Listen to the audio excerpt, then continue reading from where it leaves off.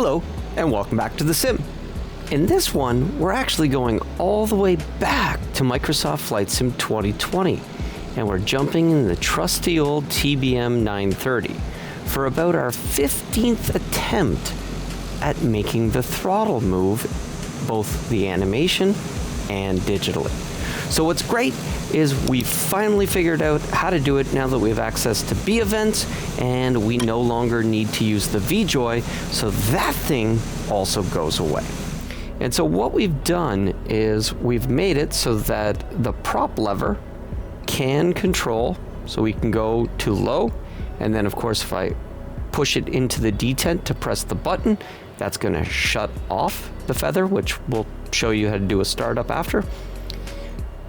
We bring it up almost to the top, and you'll see that puts us into the high feather.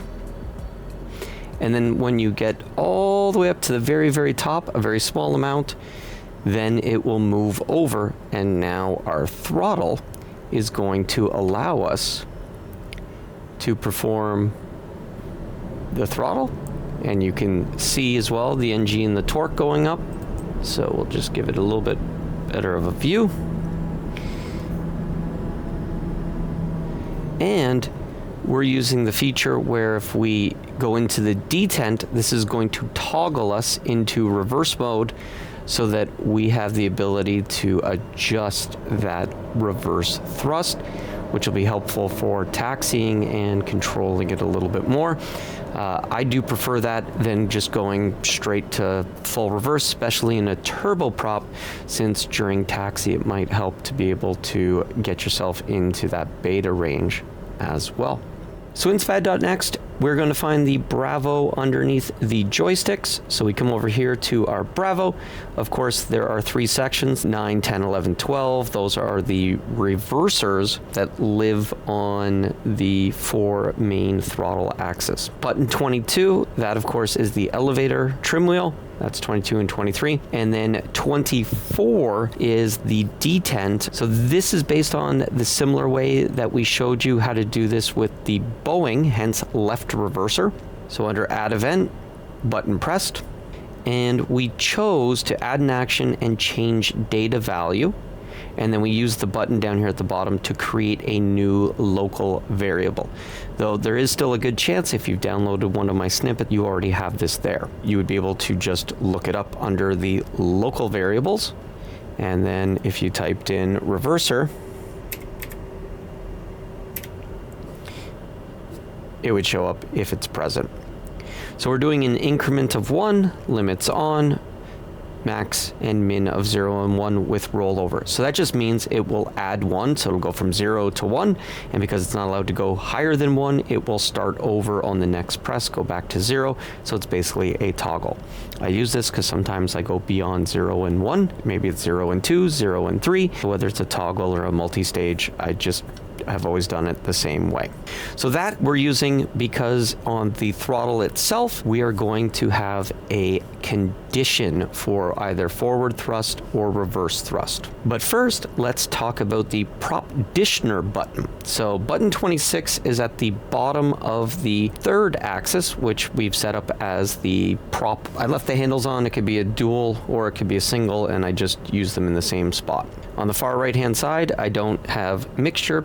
Instead, I'm using it for flaps to control the flaps. So button 26 underneath the PropDitioner or the prop conditioner, when the button is pressed, it will set the fuel valve engine 1 to 0. Doing that, it triggers the valve to shut down, but also the animation is tied to it. If we move this down, that's going to obviously move across the H.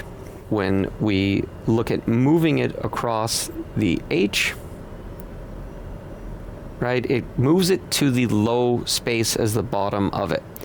Now when we press that button or send that event on button 26, just by doing the shutdown event, that will trigger the animation of the handle as well. So we don't even need to put something on it to move that animation. On button released, we want to set the throttle back to 0, so hence the cut. and we want to set the engine valve to a 1. So you'll see when we do that, both the animation moves, and also it puts it to the exact same value that we're going to show you on the PropDitioner. What we do next is on the PropDitioner, we had to actually set up 3 separate axis ranges to only make it across part of it. You'll notice this value is moving, the others are not, because we're inside of this range of 800 to 15. Add event, axis value change, because it's an axis and has no other buttons on it. And we chose a custom axis. So not a standard axis, a custom axis, so we could drive the B event. We're driving the B engine underscore throttle. So that's the B event that we found through dev mode. Now we are doing a range definition. And how did I get there? I moved it to here, and you'll see 0 is a little bit lower. So from 0 to 15, it's going to be in the same spot, which is sitting on that low idle. So when we came out, I gave myself basically a dead zone between 0 and 15. So it's a very small amount, gives me a little dead zone. And then I went and moved it up to a physical position that I liked, which was about, we ended up getting it to about here. It was close enough, and I actually just typed in the value of 800.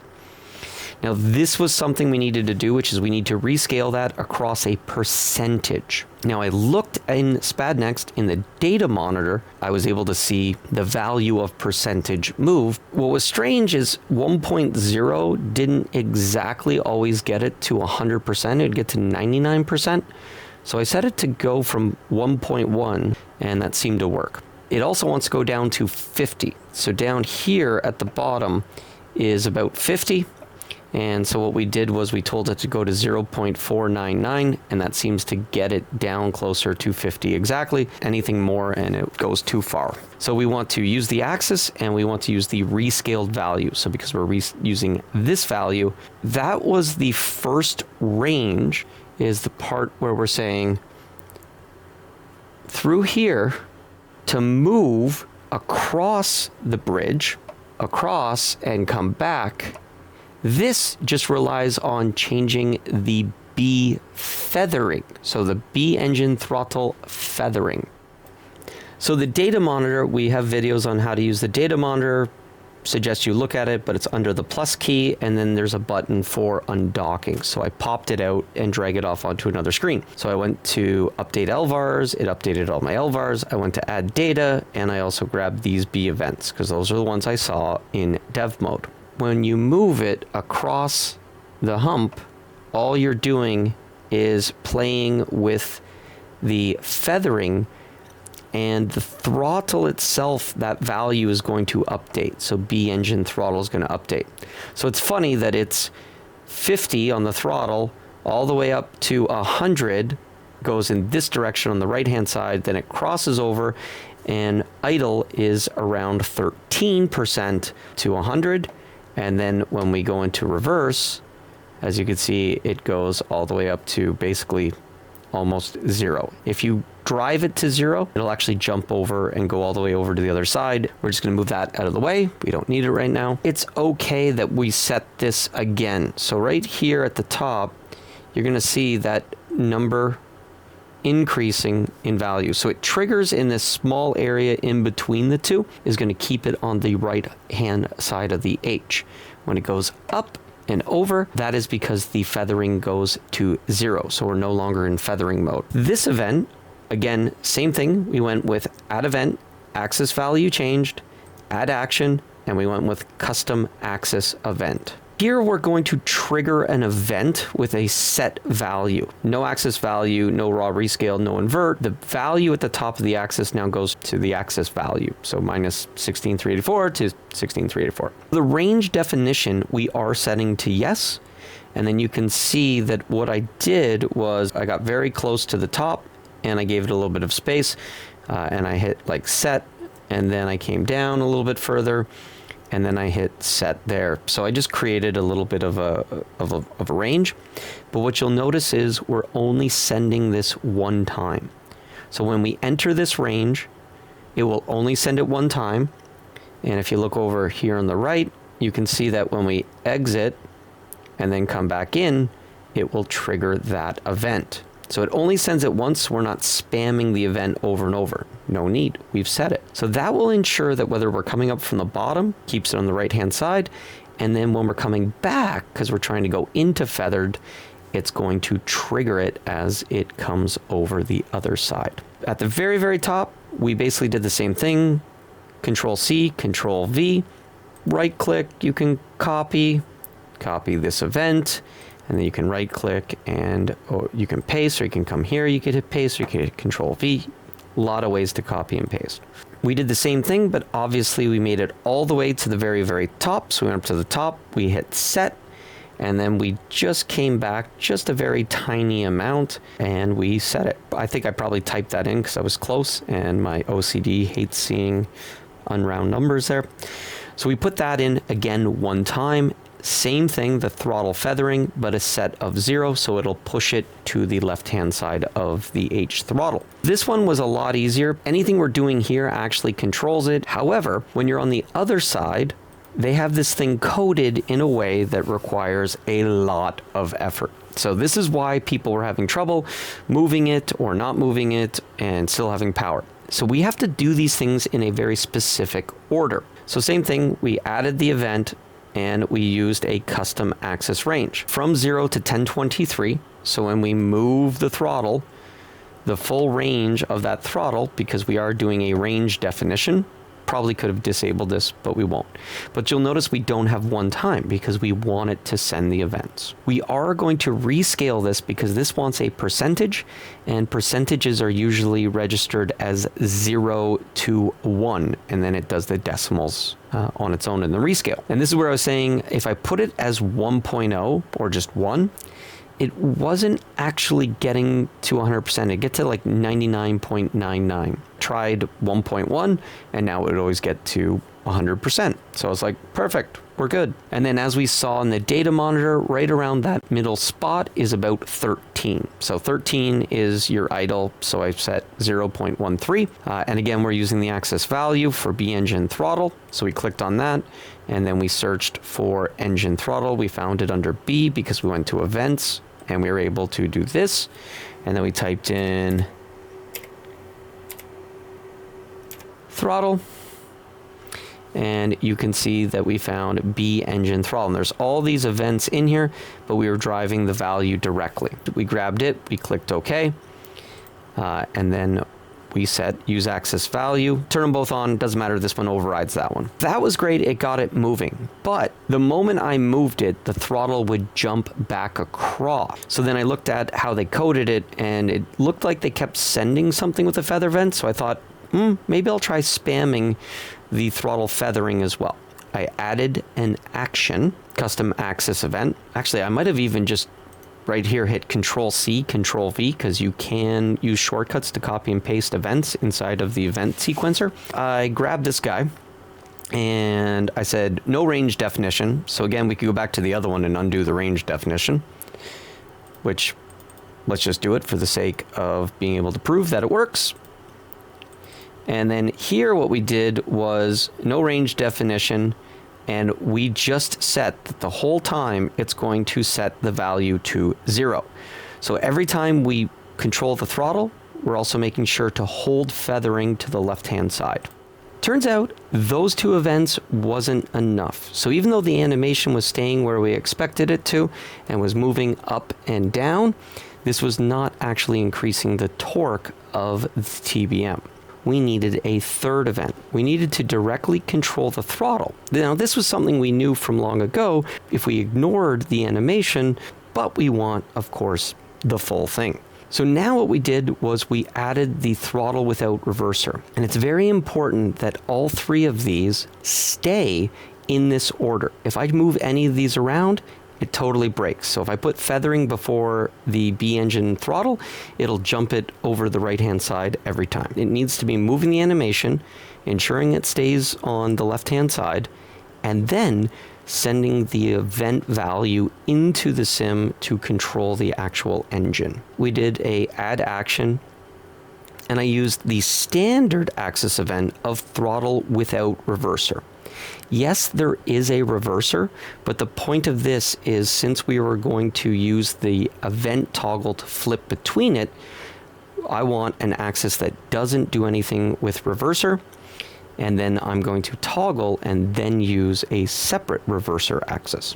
Now with the standard UI, we set engine 1, we have the max value of 16,383, that's the normal axis value, and then the idle thrust is at negative 16,383. And of course we move the throttle, we saw at the top it was 1023, and we moved it all the way to the bottom, we hit set, and then we hit OK. Very simple to do. And once we did that, that is what ensured that we actually sent and controlled not only the animation, but now the engine. Copy, we pasted it, and then we changed it to use a condition. What you'll notice is we have that local variable that we were clicking. So every time we click into the bottom of 24, we toggle the value of it. So right now it's a value of 1, so you can see that the forward thrust would now no longer take place because it has this X. And that X tells you that the left reverser is currently not equal to 0. When we copy and we pasted, we change the value that when it equals 1, now this is what will take place. And that's why we can flip between the two. The check mark just means is it's currently valid. When with the same thing, we can go, and as we saw before, we could just get rid of this range definition, except the values now change. Going from 0.13 to 0.01. If I make this a 0 or any lower than 0.01, the throttle's gonna jump all the way over to the other side and shut the engine down. The rest of it stays the same, axis value, rescale value. We need to keep this on the left-hand side.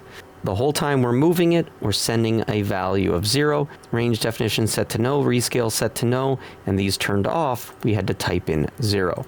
And then finally, we added the action, standard axis event. See, we can do just a reverser.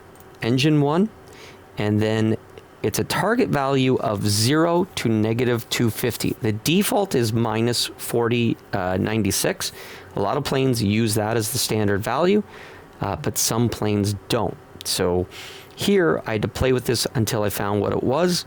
However, there's a good chance if you look through dev mode, you'll find what the exact value is that it sends. It's in a lot of the coding in the mouse React section. And from 0 to 1023, it makes it nice and smooth all the way. We finally can get rid of vJoy, can do everything right inside of SPAD.neXt to control the throttle and the animation. Let's start the engine. We might as well put ourselves in the same place. And of course you start with it in the off position. And if we look up here, we're gonna go ahead and we're going to click on the starter and we can see our NG and our ITT. So our NG comes up and of course we're waiting for the NG to rise. I think it's over 13. But again, I haven't done the TBM in a long time. So we'll go ahead and introduce fuel here. Probably won't cause a hot start. So there you go. Fuel's coming up.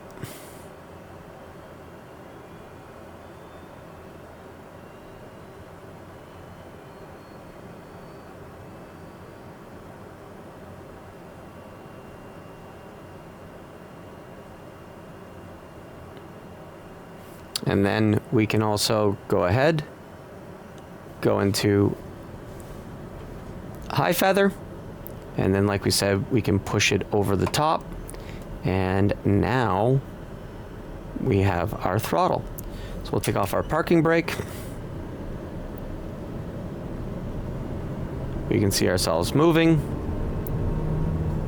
all the way to full power, bring it all the way back, toggle into reverse, right? Oh, you'll notice the animation is now slightly backwards. And that's because we took away that range definition. So we actually got this inverted. So quickly, we're gonna jump back over here. And this is where I made a mistake by turning that off. But it's okay. What we'll do is we'll just change the numbers. So if you do it this way, you're going to change the numbers and you're going to go with 0.13. And then it's going to go from there to 0.01. Or I actually could have hit invert axis, would have done the exact same thing. And so there we go. Now as we power up, we go into reverse and you can see us backing up. And now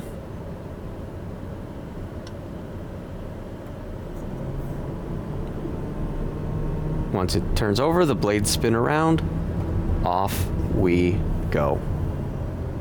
Well, that's going to go ahead and wrap this one up. Hopefully also wrap up Microsoft Flight Sim 2020 here on the channel. If you made it this far, please hit the like button. Subscribe if you haven't, and come along with us next time. As always, thanks for watching. Have a great day.